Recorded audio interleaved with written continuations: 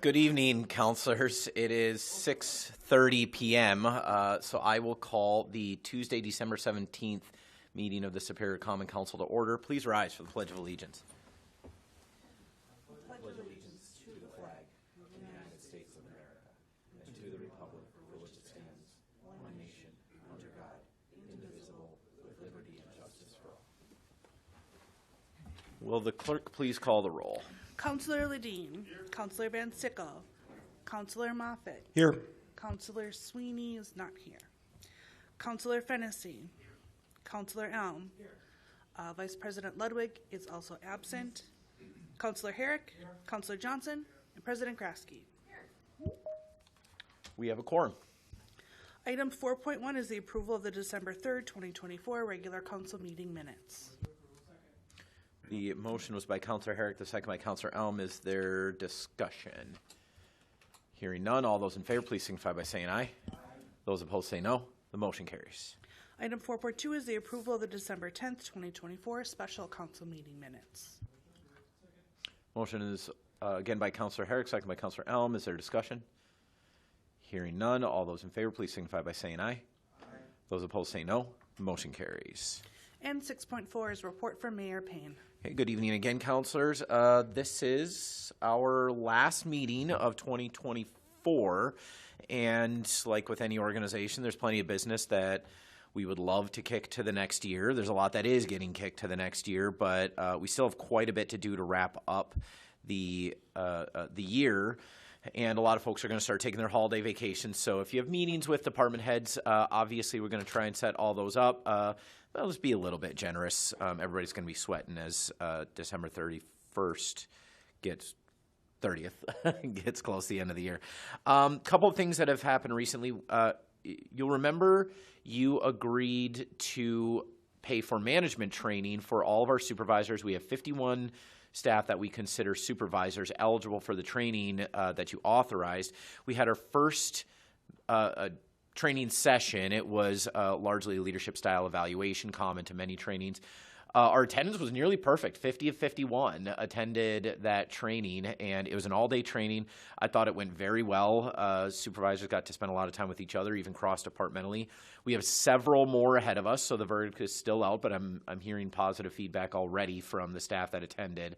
But I will be asking staff to evaluate for us how they felt this training went. It was the more expensive option when we put this out to bid, so it's really got to be worth it. But so far, I'm hearing pretty good feedback, and I was pleased with it myself as well.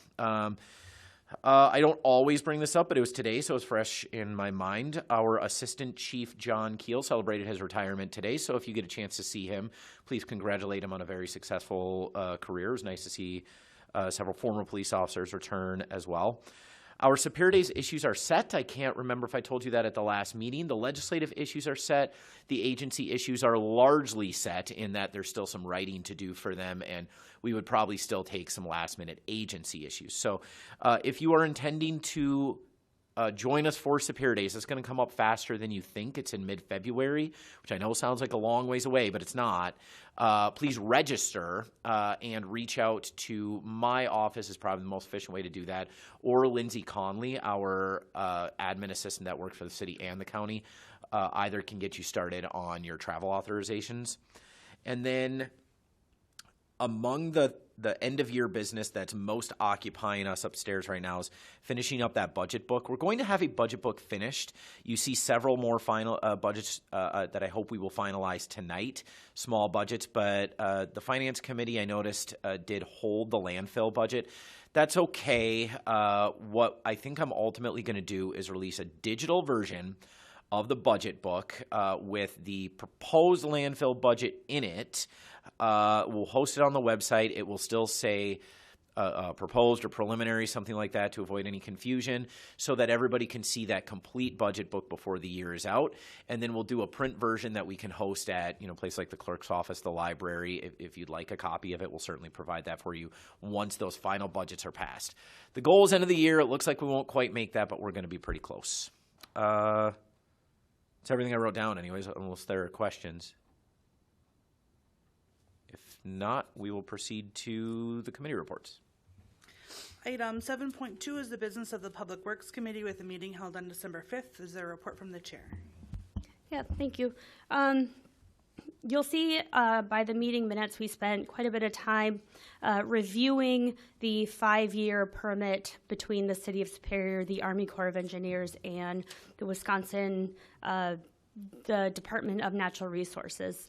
And this is the Special Area Management Program where we have some flexibility locally regarding filling wetlands and monitoring those, and then restoring and mitigating that runoff just outside the city through banks. So we spent a lot of time talking about that and what we might like to see in the next version of that. So we have lots of time to make changes with our environmental regulatory manager. We also approved a contract, state, there's, I can't think of the acronym, but between the city and DOT SAM, anyway, for the next phase of Hammond reconstruction, I want to say from 21 to 28th Street. And Assistant Director Chris Carlson also provided a report on the city app. So what's being reported, what's predominantly being reported, and from where across the city. So we went over those high-level sort of logistics, and in terms of functionality and user utility and streamlining that process with staff, I believe that Tyler Technology will be heard also in the CIT committee to recommend or not any kind of changes or upgrades. And finally, Buildings and Grounds Superintendent Jacob Bunt also gave a report on the work he's been doing since joining the city. So those are building evaluations from the senior center to Fairlawn and more, making those not only day-to-day repairs, but proactive plans around larger repairs, projects, and maintenance. And you'll see a contract for SEH regarding the landfill. There's been a lot of activity around there and around that, around the landfill, and then also the contract for 4th of July as well. I will move to approve the entire balance of the Public Works recommendations 7.2.1 through 7.2.7. Motion is to approve all 7 recommendations of the Public Works Committee. Is there a second? Second. Motion by Councilor Van Sickle, second by Councilor Ledeen. Is there discussion on any of the recommendations? Hearing none, all those in favor, please signify by saying aye. Aye. Those opposed say no. Motion carries. Item 7.3 is the business of the Finance Committee with a meeting held on December 12th. Is there a report from the co-chair? Well, I'll give a crack at it here. I was not informed that Councilor Sweeney would not be here tonight, but it said the December 11th meeting, and we actually had that on the 12th, so I want to make that correction here in terms of the minutes. But some of the highlights of the meeting, we had the golf course presentation from Dan Walker, who's now managing the golf course. He presented some achievements, the needed improvements in revenue plans. So the committee ultimately approved filing and improving the budget. The hazardous waste materials and the fire department PPP budgets were presented and approved for filing. There was also some discussion around the landfill, and that was held in committee for further review. And good news, the ARPA funds is now all obligated and within budget, according to the finance director, and know that was required by the end of the year. There's insurance updates and details appraising the city assets involving new maintenance supervisor. Also, just the policies and procedure manual is being reviewed here. We have some proposals from Baker Tilly and Whiffley.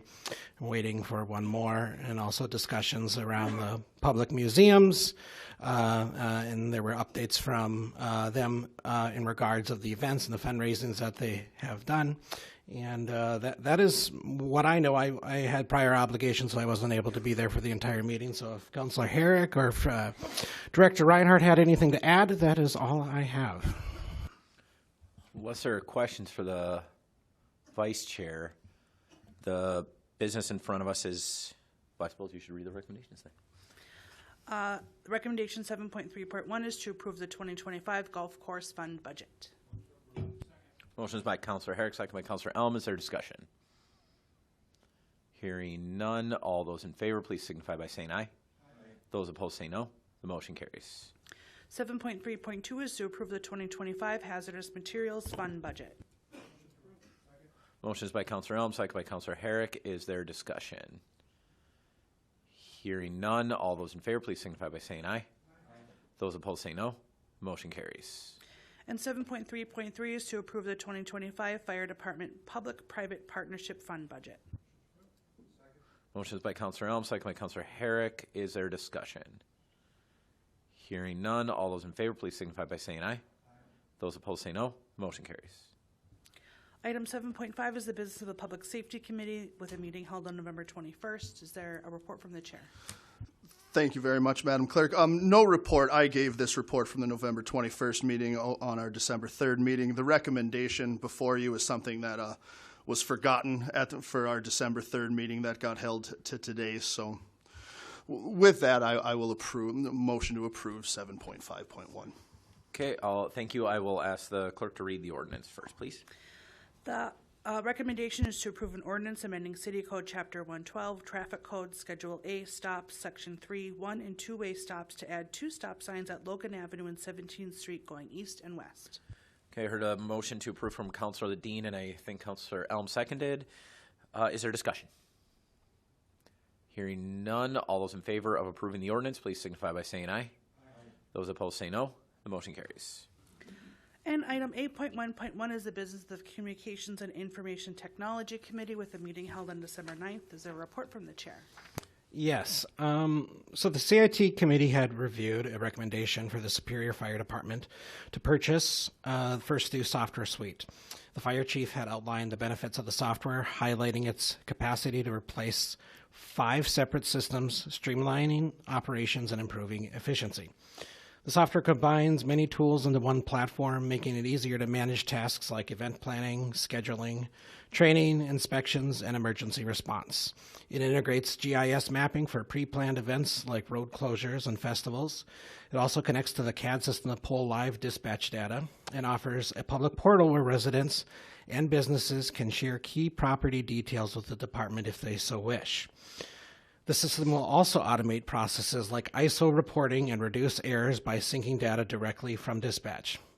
It tracks training progress, manages shift scheduling, and includes tools for inventory and asset management, ensuring that the equipment and supplies are accounted for. Dashboards can be customized for each role, giving firefighters, captains, and command staff the specific tools that they need. The software is cloud-based, it's secure, and it works with existing devices like the department's iPads. It supports single sign-on and multi-factor authentication for security and reliability with an impressive uptime of 99.9%. The implementation will include a 6-month overlap with current systems, allowing time for data migration, training, and testing. The training will follow a train-the-trainer model, ensuring that the crews learn the system without disrupting their schedules. And the goal is to have the system fully operational by the end of next year. The software will replace several outdated systems, streamline operations, and saving time in the long run. For example, reporting tasks that currently take hours will now be automated, and the committee had approved moving forward with this, recognizing the software's potential to enhance efficiency and improve the department's ability to serve the community. So that's my report, and I would make the recommendation to approve this. The motion is by Councilor Elm to approve waiving the bidding requirements and purchasing First Due software suite for $6,700 with an initial subscription fee of $15,000 and an annual fee of $30,000. Is there a second to that? Second. The second is by Councilor Moffitt. Is there discussion? Counselor Elm, just the price confuses me just a little bit. Purchase the software suite for $6,700 with an initial subscription. Oh, the other two numbers relate to the subscription fee. We're purchasing the software, and we are paying for a subscription. Yes, and that 15,000 is only for a half year next year. Okay. Yeah. Okay. And Chief can elaborate on that if there's any questions. No, just making sure, mostly making sure I understood the sentence. Other discussion, questions? Hearing none, all those in favor, please signify by saying aye. Aye. Those opposed say no. Motion carries. And moving on to reports without recommendations, are there any further committee or commission reports to be made tonight? All right, moving on to item 10, new business. 10.1, I am recommending approval of miscellaneous licenses. Motion was by Counselor Johnson, second by Counselor Garaski. Is there discussion? Hearing none, all those in favor, please signify by saying aye. Aye. Those opposed say no. Motion carries. Item 10.2, I'm recommending approval of original Class B liquor and Class B beer license application for East End Tavern located at 2114 East 5th Street for a period beginning January 7th through June 30th, 2025. Motion is by Counselor Fennessy, second by Counselor Johnson. Is there discussion? Hearing none, all those in favor, please signify by saying aye. Aye. Those opposed say no. Motion carries. Item 10.3, I'm recommending approval of an original cigarette, tobacco, and electronic vaping retail license application for East End Tavern located at 2114 East 5th Street for the over-the-counter sale of cigarettes for a period beginning January 7th through June 30th, 2025. Motion's by Counselor Fennessy, second by Counselor Johnson. Is there discussion? Hearing none, all those in favor, please signify by saying aye. Aye. Those opposed say no. The motion carries. Item 10.4, Economic Development, Planning, and Port Director Cirque is recommending waiving the land sale procedures for city-owned property at the 1800 East 5th Street block, and that city staff be allowed to execute the transfer by quitclaim deed immediately to Christopher Conrad as outlined in the vacant to value new construction program. Motion is by Counselor Elm, second by Counselor Grasky. Is there discussion? Hearing none, all those in favor, please signify by saying aye. Aye. Those opposed say no. Motion carries. And item 10.5, Economic Development, Planning, and Port Director Cirque is recommending approval of the agreement between the City of Superior and Liberty Commercial Roofing, LLC for the Superior Business Center roof construction project in the amount of $262,924. Motion is by Counselor Grasky, second by Counselor Fennessy. Counselors, I just want to call your attention to one item in the memo that we discussed in advance. The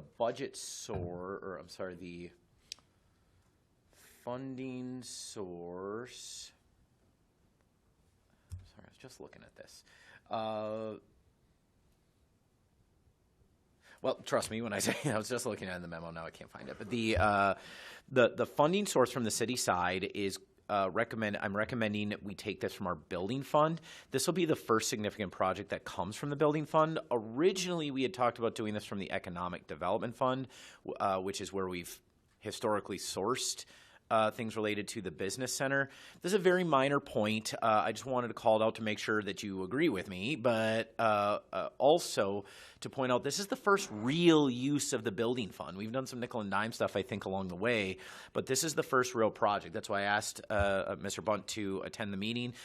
You don't need to ask him any questions if you don't have any, but what I asked him to do was be prepared to explain that this is, in fact, our most urgent need for the building fund at this moment, that this is that he agrees that this is an appropriate use of the building fund, and that these are the kind of projects we would look to do in the future, namely urgent issues that we have discovered that we really can't wait for the capital the capital planning process in the summer and fall. So brief explanation where that's coming from so folks know how we're going to use that in the future. Questions about that? Questions about this project or discussion? Mr. Herrick? Just one quick question. Is the county helping out with this? Yes, they're covering half the cost. Of the 262? Yeah, this is, yes. Or no, 262 is half the cost. It is half the cost. Right. So, okay. Okay. Director Cirque corrected me, I feel like twice. $263,000 roughly is the total cost, half of which is covered by the county, the other half of which is covered by the city. We jointly own the business center, and we contract out its operation. Sure. Okay, thanks. They have, I believe, already submitted their end of this project. Okay, any other questions or discussion? Councilor Allen. I don't know if this matters, but right after the memo, there's kind of a description of the condition of the building, and it says Superior Business Center. It says 1428 North 8th Street building. I know that the actual bid says it's 1423 and 1505 North 8th Street. I went on the GIS system. It's 1505 North 8th Street. I don't know if these addresses matter, but it seems that I have 3 different addresses in this document, and I believe it's 2 potentially, but I don't know if that clarification matters or not. Mr. Caesar, if you could come. Jim, could you speak into the mic?